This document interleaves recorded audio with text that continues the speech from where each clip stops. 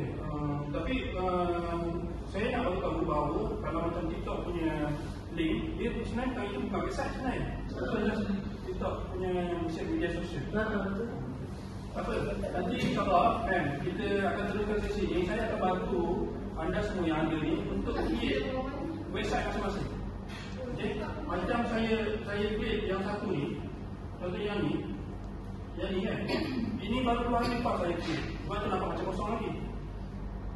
Tapi kalau nak tengok dekat sini, pergi tak tips. Okey? Tips kan? Okey, WhatsApp. Okey, saya baru masukkan WhatsApp. Tapi dekat situ ada status WhatsApp. Okey. Berkenaan dengan status WhatsApp, okey, siapa yang boleh tengok status WhatsApp kita? Adalah orang yang save sama kita. Nanti yang tu kena faham. Jadi, kalau contoh salah-salah tak save, memang tak tengok. Sebab tu bila saya suruh buat dulu, tu saya suruh save nama saya.